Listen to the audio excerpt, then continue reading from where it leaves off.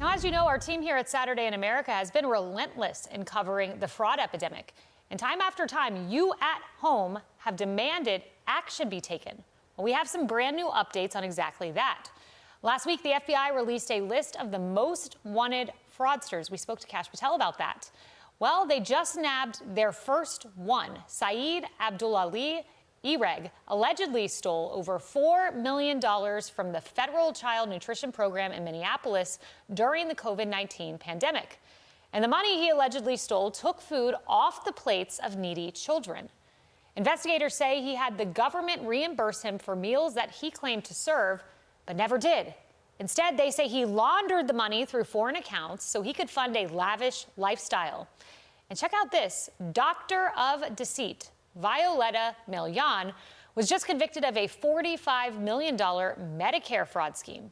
For years, this owner of a beauty and cosmetic clinic in an LA suburb faked and fudged records for Botox injections that were never provided. They weren't medically needed. That's your money.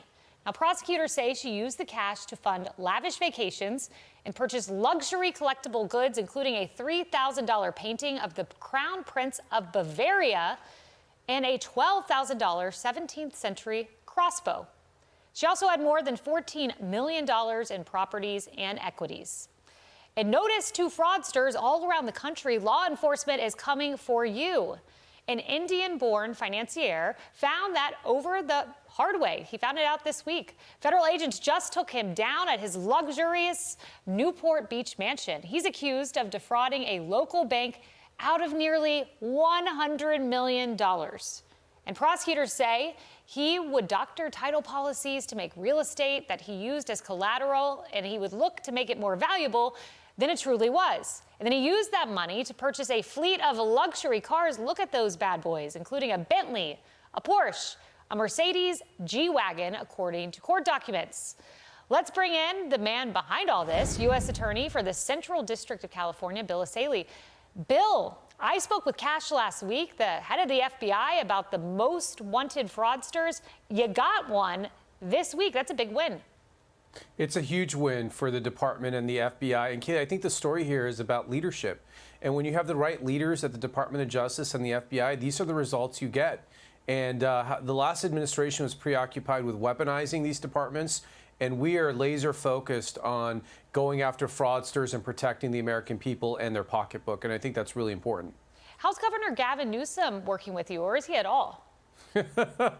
I wouldn't say he works with us. I think he sits and he mocks, and I think he spends most of his days on Twitter now. But California is truly the fraudster's paradise. When you look at the cases you just covered, 2 or 3 of those were right here in my district. The Botox scheme was a conviction right here in Los Angeles, and we're going after those assets. We're going to get probably $20 million of her assets returned to the taxpayers after that conviction. And then that Indian national with the $100 million bank fraud was right here in Orange County, and we gave him a very early morning wake-up call.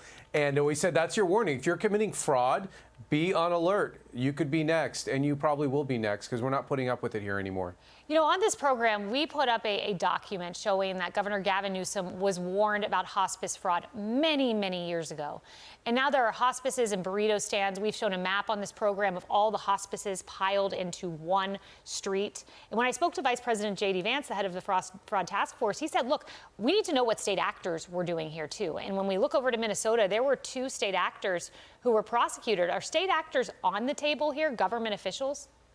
Look, we will always follow the evidence wherever it goes. But I have to tell you, one of the hard things about California, probably other states, it's very hard to tell sometimes if it truly is just massive incompetence or corruption, and that's a very fine line sometimes. And so if we ever develop evidence that there are people inside the government who are benefiting from the fraud or who are enabling the fraud, we will not hesitate to charge them. But a lot of this is just like reckless, massive incompetence and negligence to hand out this many licenses without vetting or checking that these are legitimate medical providers. You really are just handing the keys to the piggy bank over to these fraudsters. And Kaylee, it's hard for people to understand. They really don't care. I was in the legislature here in California. They don't care because it's not their money. It's federal money. And they just think they'll just be more printed, and they want to get more people on these programs. So the money goes out the door so they can help their political allies or get more people signed up for government benefits. And then, yeah, if there's a little bit of fraud, we'll look for it later. But they really don't care. Well, I have evidence of that, of the fraudsters not caring. Let's roll the tape. Let's meet fraudfluencers. Be sure to like and subscribe for all the Fox News latest on YouTube and catch full shows streaming now on Fox One.